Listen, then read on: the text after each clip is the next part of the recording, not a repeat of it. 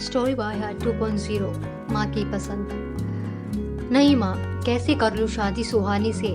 आप तो मेरी पसंद जानती हो। मुझे बहुत ही सुंदर लड़की चाहिए और आधुनिक भी।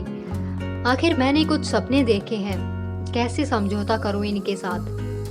आपका ज़माना और था, लेकिन अब ऐसे शादियाँ नहीं होती कि बिना पसंद के ही शादी कर लो। आज एक बार फिर देवेंद्र अपनी माँ के साथ बहस कर रहा था। अनुभवी माँ नहीं चाहती थी कि आधुनिकता के चक्कर में बेटे का धरातल ही खो जाए। पर बेटा सुहानी बहुत पढ़ी लिखी समझदार लड़की है। जीवन खूबसूरती से जीने के लिए केवल सुंदरता ही नहीं, और भी चीजें देखी जाती हैं। लड़की ऐसी हो जो तुझे समझे, जो तेरे सुख दुख की साझी बने। सुंदरता तन की नहीं, मन की होनी चाहिए। और फिर सुहानी सुंदर भी है, हंसती है तो सावन खिल उठता है। तू पता नहीं किन आंखों से देखता है। बस आप तो रहने ही दो माँ। आपको तो हर लड़की सुंदर लगती है, आप समझती क्यों नहीं?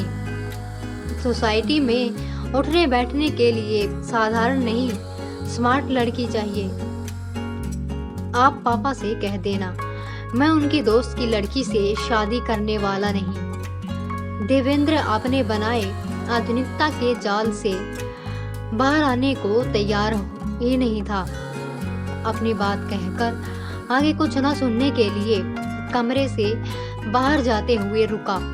2 मिनट चुप रहकर कुछ सोचकर बोला, मैं पापा से तो नहीं कह पाऊंगा, आप ये बात जानती हो, पर आप जरूर कह देना।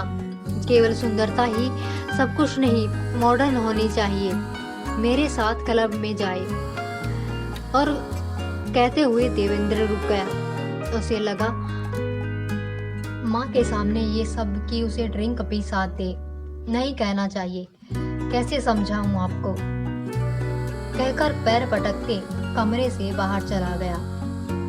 2 पीढ़ियों का अंतर मुखर हो रहा था। माँ अनिश्चितता की स्थिति में बैठी रह गई। आज की युवा पीढ़ी का जीवन साथी के प्रति दृष्टिकोण उसे मायूस कर गया। फिल्मी दुनिया और पाश्चात्य सभ्यता का असर बच्चों को दिव्या स्वप्न की ओर धकेल रहा है। बच्चों के जीवन में यथार्थ और कल्पना की वास्तविकता से अनभिज्ञ हो रहे हैं। दिग्भ्रमित से वस्तु स्थिति नहीं समझ पा रहे हैं। आखिर नाना करते हुए देवेंद्र की शादी सुहाना से हो ही गई। बच्चा गलत रास्ते चुने तो उनके कहे अनुसार कोई कार्य कैसे किया जा सकता है? अनुभवी माँ जानती थी कि जीवन का यथार्थ शांत सौम्य पीएचडी कर चुकी सुहानी देवेंद्र की अर्धांगिनी बनकर देवेंद्र के जीवन में आ गई। देवेंद्र अपनी विचारधारा से बाहर ही नहीं आ पा रहा था। सुहानी को देखता तो अपने मापदंडों पर उसको खरा न उतरते देख जब तक उसका अपमान कर देता। लेकिन देवेंद्र के पापा ने समझाया था, बेटा शादी केवल सपनों की पूर्ति ही नहीं है, अधिकार और कर्तव्यों का खूबसूरत ताना बाना है। देकर ही पाने की अपेक्षा सही है। अपने जीवन के आदर्श पापा की बात तो सुहानी मानती ही थी, इसलिए शांत रहती थी। सुहानी ये भी समझती थी देवेंद्र दिल का अच्छा इंसान है, उसकी कोई और पसंद भी नहीं है। बेटा देवेंद्र दिल का बुरा नहीं है, ना ही उसकी कोई पसंद है, बस थोड़ा अव्यवहारिक है। मुझे पूरा विश्वास है तुम अपने प्यार और समझदारी से उसके दिल में भी जगह बना लोगी। मेरी बिटिया रानी देवेंद्र का साथ पाने व सही दिशा में ले जाने में कामयाब होगी। और फिर तुम्हारी सास और ससुर जो मेरे बचपन के दोस्त हैं, उनका आशीर्वाद भी तुम्हारे साथ है ही। सुहानी बचपन से देवेंद्र के घर आती थी और उसकी खुद की माँ नहीं थी, लेकिन देवेंद्र की माँ ने एक माँ की तरह भरपूर प्यार दिया था। इसलिए भी सुहानी आश्वस्त थी कि जल्दी ही देवेंद्र भी उसके करीब आ जाएगा।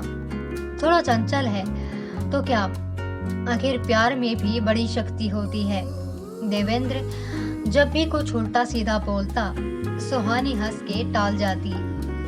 एक विश्वास की डोर थामे देवेंद्र को अपना बनाने का सपना संजोई चलती जा रही थी। उसके सास ससुर का भी पूरा समर्थन था।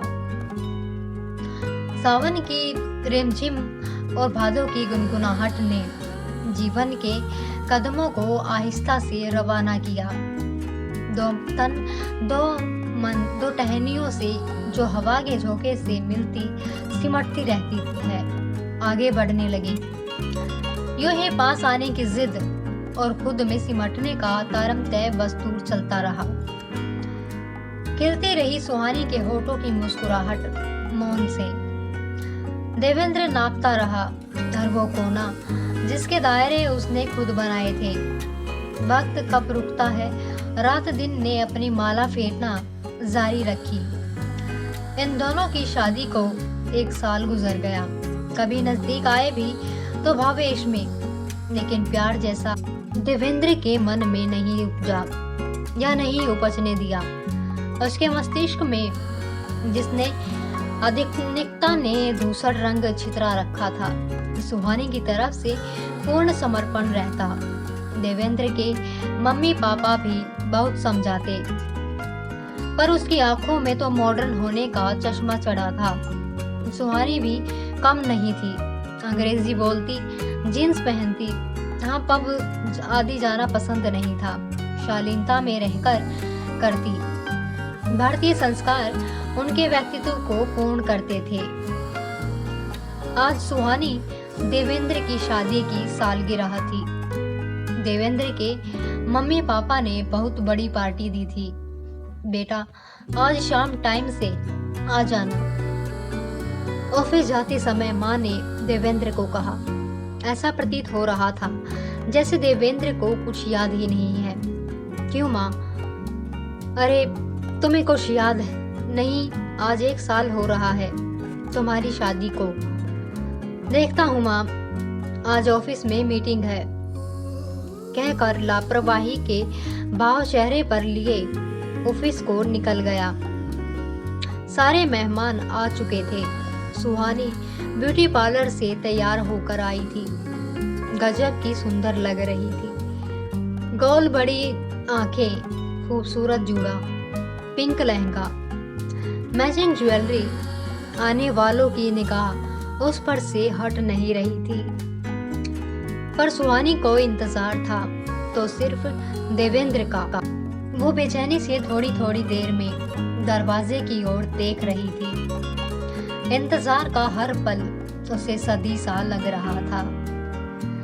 माँ ने सुहानी की बेचैनी समझते हुए कहा, अभी आ जाएगा देवेंद्र, कह रहा था ना सुबह मीटिंग है। जी माँ, कहते हुए उसने शर्मा कर नजरें झुका ली, लेकिन दिल की कसक को नजरें कहाँ संभाल पा रही थी। दिल के हाथों मजबूर नजरें फिर दरवाजे पर अटक गई। अभी केक नहीं काटा गया था। होटल के बड़े हॉल को बहुत सुंदर सजाया गया था। देवेंद्र का इंतजार हो रहा था।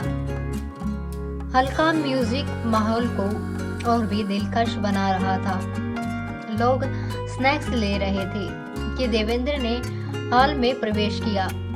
सभी ने एक साथ स्वागत में ताली बजा दी, लेकिन अगले ही पल उसके पीछे पीछे मिनी स्कर्ट में एक और लड़की आकर देवेंद्र के बगल में खड़ी हो गई। सुहानी के साथ सभी कुछ मिनट के लिए शांत हो गए।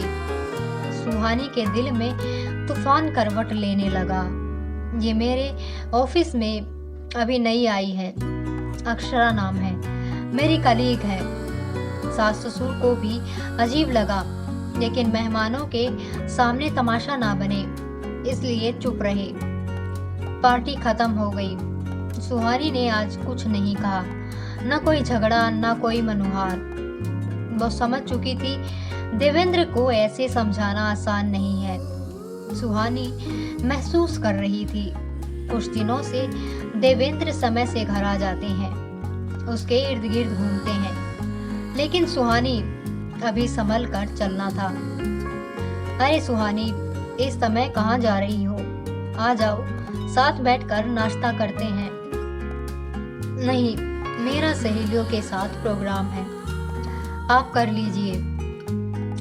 कहते हुए सुहानी घर से निकल बाहर तो आ गई, लेकिन देवेंद्र का अपनी ओर ध्यान महसूस कर खुशी से खिलखिला उठी। आज सुबह कुछ ज्यादा ही खूबसूरत थी। डाल पर बैठे चिड़ाचिड़ी का जोड़ा सुहानी को मीठी गुदगुदी कर गए। दिल की सरगम में प्रेम गीत गुनगुना उठा। आज देवेंद्र सुहानी को जाते हुए देखता बिना नाश्ता किए हुए जाने लगा तो माँ ने पूछा, क्या हुआ बेटा, यूं नाश्ता थाली छोड़कर नहीं उठते? पहले नाश्ता कर फिर जाना। नहीं माँ, मन नहीं है, कहकर सिर झुकाए चला गया। माँ सब देख समझ रही थी। उसे भी देवेंद्र का सुहानी से नाश्ते के लिए पूछना अच्छा लगा। देवेंद्र की माँ ने तसल्ली की सांस ली। बादल समुद्र का रास्ता ढूंढने लगते हैं तो बारिश भी शीघ्र होगी। देवेंद्र को अब सुहानी के व्यवहार पर आश्चर्य होता। उसने तो सुहानी को हमेशा ही उसे मनाते समझाते देखा था, कभी अकेली बाहर भी नहीं जाती थी। उससे नहीं रहा गया तो वापस माँ के पास आकर बोला, माँ, आपको पता है सुहानी कहाँ गई है? आपको कुछ बताया क्या? सुहानी बाहर गई है? मुझे तो पता नहीं, आ जाएगी। माँ ने उसका चेहरा पढ़ते हुए मुस्कुराते हुए कहा। माँ देवेंद्र की परेशानी पर बड़े बल देख रही थी। उन्हें अच्छा लगा आज बेटा सुहानी के लिए पूछ रहा है। वे फिर अपना काम करने लगी। उन्होंने देवेंद्र की ओर कुछ ध्यान नहीं दिया। थोड़ी देर देवेंद्र माँ के पास खड़ा रहा, फिर चला गया। अब आए दिन सुहानी बाहर चली जाती। उसने मॉडर्न ड्रेस पहनना शुरू कर दिया। तुम ये ड्रेस क्यों पहनती हो? तुम पर अच्छी नहीं लगती। पर मैंने तो आपसे पूछा ही नहीं मुझे क्या पहनना है क्या नहीं। मुझे अच्छा लगता है तो मैं पहनती हूँ। सुबह शाम पूजा करने वाली सुहानी जोर जोर से अंग्रेजी गाने सुनती और देवेंद्र देख देख परेशान होता। न कह पा रहा था न रोक पा रहा था। मम्मी पापा भी चुप थे। कोई अब देवेंद्र की ओर तवज्जो नहीं दे रहा था। खोने के एहसास से ही उस चीज का महत्व पता चलता है। इंसान खुद कुछ भी करे पर सही गलत का मापदंड तो दूसरों के लिए ही बनाता है, अपने लिए नहीं। अब उसकी चिंता सुहानी को लेकर बढ़ गई। देवेंद्र को समझ ही नहीं आ रहा था क्या करे, कैसे सुहानी से बात करे। सुहानी सुनो, हाँ कहो, क्या बात है? तुमसे कुछ बात करनी है, जल्दी बोलो, मुझे जाना है। यहाँ पास बैठो प्लीज। मैं जानता हूँ मैंने तुम्हारा दिल दुखाया है, मुझे अफसोस है, मेरी बात सुन लो। उसके अनुनय भरे स्वर को सुन सुहानी का मन अंदर तक भीग गया। अच्छा बताओ क्या कहना है? मेरे साथ चलोगी घूमने? नहीं, मुझे जरूरत नहीं है। याद है जो पार्टी में अक्षरा आई थी, उसने मुझे धोखा दिया है। अब सुहानी उसके पास बैठ गई। कह उसकी ओर देखने लगी। देवेंद्र का चेहरा उसकी आत्मग्लानि का साक्षी था। उसके मुख पर पश्चाताप साफ दिखाई दे रहा था। सुहानी को इसी दिन का इंतजार था। सुहानी जानती थी। कुछ कहकर देवेंद्र रुक गया। कहाँ से बात शुरू करे उसे समझ ही नहीं आ रहा था। उसने सुहानी का हाथ अपने हाथ में प्यार से लिया और कहना शुरू किया, सुहानी, वो लड़की पहले तो उसने मुझसे दोस्ती की, फिर और दोस्तों के संग घूमने लगी, मुझसे महंगे गिफ्ट मांगती रही, मैं देता रहा। मेरे ऊपर आधुनिकता का आवरण चढ़ा था। उसने मुझे फिर ऑफिस में अपनी तरक्की की सीढ़ी बनाया। मैं उसके प्यार में अंधा होकर ऑफिस में उसी का काम करता रहा, जिससे आज उसका प्रमोशन भी हो गया। मेरा काम बहुत भी पीछे रह गया है। मुझे अब समझ आया कि ऐसे रिश्ते सिर्फ अपना स्वार्थवश पनपते हैं, प्यार नहीं होता। मेरे ही सामने अबोरों से फ्लर्ट करती है, कुछ कहता हूँ तो कहती है, इतने पुराने ख्यालों के हो, तुम मेरे साथ क्या कर रहे हो? अपनी बीवी के पास जाओ। मैं समझ चुका हूँ जीवन की असलियत क्या है। प्लीज मुझे माफ कर दो। तुम जैसी पत्नी मिलना सौभाग्य की बात है। मैं गलत था, माँ पापा सही थे। एक बार बस मुझे माफ कर दो। सुहानी मन ही मन अपनी जीत पर मुस्कुरा रही थी। सुहानी का एक हाथ देवेंद्र ने ले रखा था। सुहानी ने दूसरा हाथ उसके ऊपर रख आश्वस्त भारी नजरों से मुस्कुरा दी। प्यार की सुहावनी शाम इंद्रधनुषी आभा लिए मन के अरण्य में खिलने की बेताब हो उठी।